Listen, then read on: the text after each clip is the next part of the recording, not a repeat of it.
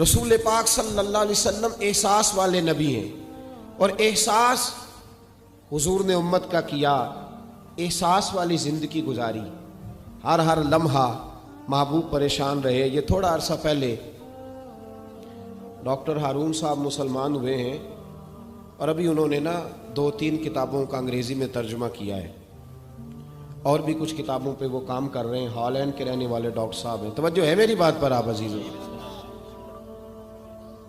Doctor صاحب کہتے ہیں کہ میں نے یہ سنا تھا کہ مسلمان دہشت گرد ہیں، یہ بم بلاسٹ کرتے ہیں۔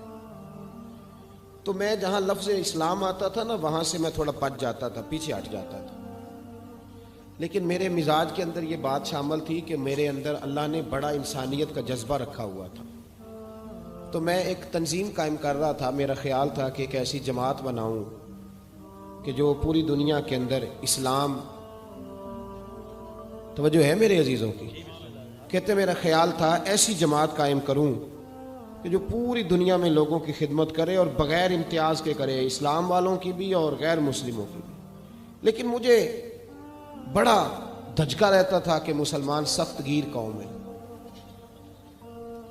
میں نے بہت ساری جماعتوں کا منشور اور دستور منگایا، اور میں نے کہا میں اپنی جماعت کا دستور لکھوں گا تو پہلے ذرا سارا میں مطالعہ کر لوں۔ ڈاکٹروں کا ٹیبل ہوتا ہے، اس کے اوپر شیشہ لگا ہوتا ہے، نیچے وہ جو چیز ضروری ہوتی ہے وہ رکھ لیتے۔ کہتے ہیں کہ مصر کے مولانا صاحب آئے ہوئے تھے ہالینڈ کے دورے پر، اچھی انگریزی جانتے تھے، تو کسی وجہ سے علیل ہو گئے۔ میرے پاس وہ آئے اور انہوں نے دیکھا کہ میں انسانی حقوق پر کچھ لکھ رہا ہوں، کام کر رہا ہوں، تو وہ دیکھ کر کے مجھے کہنے لگے کہ ڈاکٹر صاحب آپ کوئی تنظیم قائم کر رہے ہیں؟ میں نے کہا ہاں۔ تو کہتے انہوں نے ہلکا سا ٹچ دیا، زور نہیں دیا، اور ویسے بھی جو ہلکی بات ہوتی ہے وہ ذرا دل میں جلدی بیٹھ جاتی ہے۔ کہتے ہیں ہلکا سا ٹچ دیا، کہنے لگے اگر کبھی موقع ملے تو میرے نبی پاک کی بھی سیرت پڑھ کے دیکھیں، بس ہلکی سی بات، اور وہ جملہ چھوڑ گئے۔ اعلیٰ حضرت فاضل بریلوی علیہ رحمہ نے لکھا ہے ضروری نہیں کہ تم جو کہہ رہے ہو وہ منوا کے اٹھو، لیکن میسج ضرور چھوڑ دیا کرو۔ جب انسان کے ذہن میں بات ہوتی ہے یہاں سٹاک ہوتا ہے جب بات کا، تو جب وہ کام کرنے لگتا ہے تو ایک دفعہ وہ بات سامنے ضرور آتی ہے۔ کہہ دیا کرو۔ انہوں نے کہہ دیا کہ ڈاکٹر صاحب ایک دفعہ حضور کی سیرت بھی پڑھ لیں۔ کہتے ہیں میرے ذہن میں بات بیٹھ گئی، مصروف آدمی تھا، زیادہ تو نہیں میں مطالعہ کر سکتا تھا، لیکن میں ایک دن 10 منٹ گھر میں ملے تھے تو میں کمپیوٹر پہ بیٹھا، اور میں نے کہا کہ انگریزی میں جو کتابیں حضور سید عالم صلی اللہ علیہ وسلم کی سیرت کی ہیں ان کو ذرا دیکھتا ہوں۔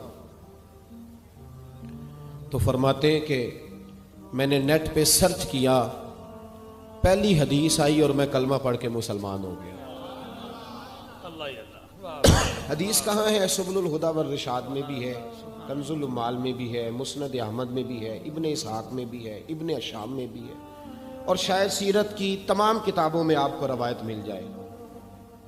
نبی پاک صلی اللہ تعالی علیہ وسلم کی حدیث اور روایت کرتے ہیں حضرت سلمان فارسی رضی اللہ تعالیٰ عنہ، اور ساتھ ہیں سیدنا بلال حبشی رضی اللہ تعالیٰ عنہ۔ فرماتے ہیں ہم گھر سے نکلے، حضور نے فرمایا ذرا جلدی چلو ایک ضروری کام ہے۔ فرماتے ہیں بڑی تیزی کے ساتھ آج روٹین سے ہٹ کر محبوب نے تیز تیز قدم مبارک اٹھائے، تیز تیز، اور فرماتے ہیں ایک گلی ہم نے کراس کی، دوسری گلی میں جو پہنچے تو پھٹے پرانے کپڑے، سادی سی بی بی، اور حالت بتاتی تھی کہ بیچاری کسی غریب گھر کی ہے۔ وہ سڑک پہ کھڑی تھی اور رو رہی تھی۔ میرے کریم رسول نے فرمایا بلال اسے پوچھو کیا مسئلہ ہے، کیوں روتی ہے؟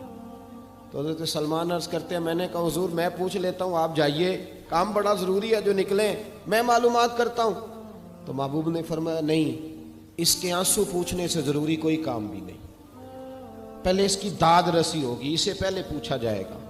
روتے نہیں رہتے لوگ گھروں میں، لوگ گزر نہیں جاتے چپ کر کے؟ کتنے لوگ تڑپتے، کون احساس کرتا ہے؟ نبی پاک سید عالم صلی اللہ علیہ وسلم رکے اور اس خاتون سے پوچھا کیا بات ہے؟ اس نے کہا کہ بات کوئی بھی نہیں، میرا ایک ہی موٹا سا مسئلہ ہے۔ کہا وہ کیا؟ کہنے لگی میں غریب ہوں، اور غریبی بذات خود بہت بڑا گناہ ہوتی ہے، لوگ بڑا جرم سمجھتے ہیں اس کو، بذات خود میں نے شروع میں کہا نا کہ مذہبی سٹیج کی بھی صدارت غریب آدمی نہیں کر سکتا، کیونکہ غریب جو ہوا جہد کول دتھی ہونی انہیں نیڑے بہنا ہے نا جی، جہد کول نہیں انہیں تو پیچھے جا کے بہنا اینڈ تے کول کہڑا دتھی ہے۔ اس سٹیج پہ بھی غریب آدمی کی صدارت نہیں ممکن ہو ہی نہیں سکتا۔ میرے رسول پاک سید عالم صلی اللہ تعالی علیہ وآلہ وسلم نے فرمایا پہلے اسے پوچھو کیا مسئلہ ہے۔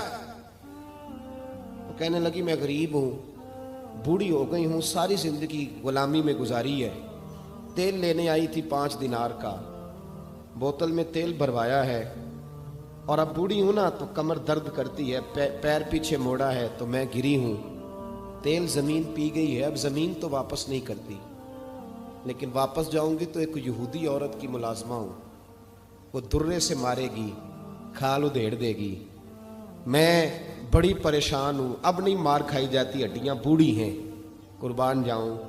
حضرت بلال کو حضور نے حکم دیا، فرمایا دوڑ کے گھر جا 5 دینار لا۔ فرماتے ہیں 5 دینار لائے، تیل خرید کے دیا، وہ پھر رونے لگی۔ فرمایا آپ کیوں روتی ہے؟ اس نے کہا بتایا نا غریب ہوں، غریب کا جرم کوئی نہیں ہوتا، لیکن پیس دیا جاتا ہے، پھر بھی مار تو اب بھی پڑے گی، اب کیوں پڑے گی؟ تو عرض کرنے لگی محبوبہ مار اس لیے پڑے گی کہ دیر سے کیوں آئی ہے۔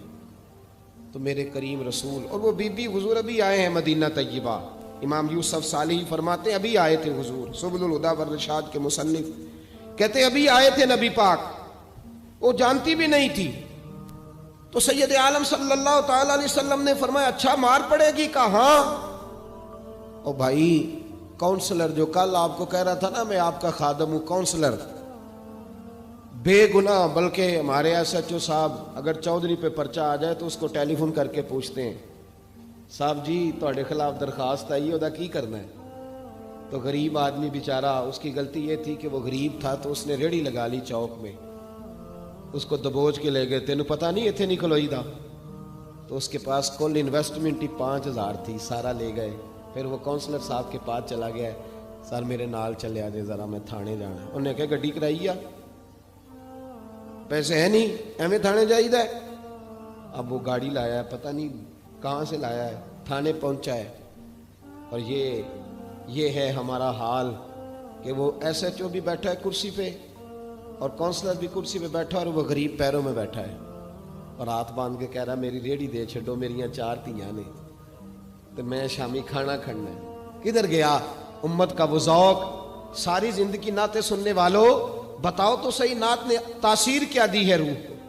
اگر ابھی بھی گھاڑی غریب کے پاس کھڑی نہیں ہوتی تو پھر کیا اثر ہوا ساری زندگی نعت سننے کا؟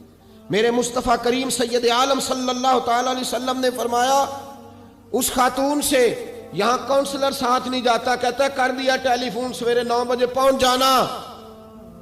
پر کائنات کی سب سے معزز شخصیت حضرت سیدنا بلال حبشی رضی اللہ تعالیٰ عنہ فرماتے ہیں میرے نبی پاک نے فرمایا بی بی چل میں تیرے ساتھ چلتا ہوں، گویا اللہ کی ساری رحمتیں اس کے ساتھ ساتھ چلنے لگی۔ اور آگے آگے نہیں، ساری کتابیں پڑھ لو، وہ پھٹے پرانے کپڑوں والی بی بی آگے آگے اور اللہ کے کریم رسول پیچھے پیچھے، ساری گلیاں اس نے پھرائی، مدینے کی صحرا آ گیا، ایک دروازے پہ دستک دی، سے مالکن آئی، وہ بی بی بعد میں کہتی ہے میں بھی بڑی ڈاڈی تھی، طاقت ہی نہیں تھی میرے سامنے کو کھڑا ہو سکے، لیکن جب میں باہر نکلی تو میں نے نور کے حالے میں لپٹی ہوئی ایک عظیم ہستی کو دیکھا۔ فرماتے محبوب کے گورے چٹے رنگ کے اوپر کالی زلفیں اور محبوب پاک کی مقدس آنکھیں جب تک بات کرتے رہے نظریں زمین پہ جھکی رہیں۔ شرم و حیا والے رسول نے بڑے میٹھے، بڑے دھیمے، بڑے خوبصورت لہجے میں کہا، بریلی کے امام فرماتے ہیں نیچی نظروں کی شرم و حیا پہ درود، بڑے دھیمے لہجے میں فرمایا تیری نوکرانی ہے تیری؟ عورت کہتی ہے میں تو حضور کے جلووں میں محو ہو گئی کہ سادگی میں اتنا حسن میں نے دیکھا ہی نہیں، تیری نوکرانی ہے؟ کہا ہاں۔ تو میرے محبوب نے فرمایا بیچاری کی غلطی کوئی نہیں، اسے مارنا نا، اس سے تیل گر گیا تھا، نیا خریدتے دیر ہو گئی، رو رہی تھی تو میں سفارش کرنے آیا ہوں۔ وہ خاتون کہتی ہے کسی کی نہیں مانی تھی، پر محبوب کے جملوں میں تاثیر اتنی تھی، ککھ سواد نہیں مشری اندر، اساں کھنڈا می چکھ ڈٹھیاں، انہاں ساریاں شیواں نالوں گلاں سجن دیاں مٹھیاں۔ فرماتے ہیں نبی پاک صلی اللہ تعالی علیہ وآلہ وسلم نے فرمایا کچھ نہ کہنا. کہنے لگی نہیں کہتی، میرا وعدہ رہا، کچھ نہیں کہوں گی.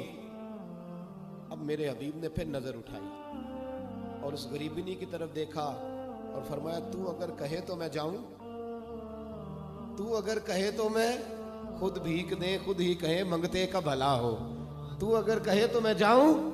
اس نے خراج پیش کیا تو چند آنسو گرائے. کہنے لگی محبوبہ جیسے بندہ نوازی. حضور نے رخ پھیرا. حضرت بلال کہتے میں پیچھے رہ گیا. میں پیچھے رہ گیا تو وہ دونوں بیبیاں دوڑ کے میرے پاس آئیں. کہنے لگی بتا تو صحیح ہے کون، یہ بتا تو صحیح کون تھے. تو حضرت بلال کہنے لگی تم نہیں جانتے. جناب بلال فرمانے لگے یہی تو ہیں جنہیں اللہ نے سچا رسول بنا کے بھیجا ہے. بیبیاں دوڑ کے آئیں. کہنے لگی محبوبہ دروازے تک آئے ہو تو خالی تو نہ لوٹاؤ، مہربانی فرماؤ ہمیں بھی کلمہ پڑھا دو. ڈاکٹر ہارون کہتے ہیں وہ بیبیاں وہاں کلمہ پڑھ رہی تھی اور میں حدیث پڑھ کے کلمہ پڑھ رہا تھا. بھائی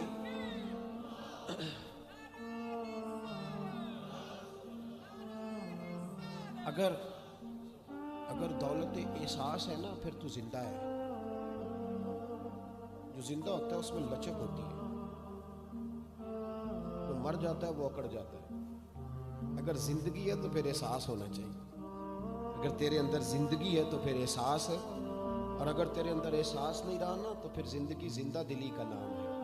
مردہ دل کیا خاک جیا کرتے، احساس سے مروت پیدا کر. تھوڑا سا دائیں بائیں بھی دیکھیں، تھوڑا پلٹ کر بھی دیکھیں کہ کہیں آپ کی ضرورت تو نہیں.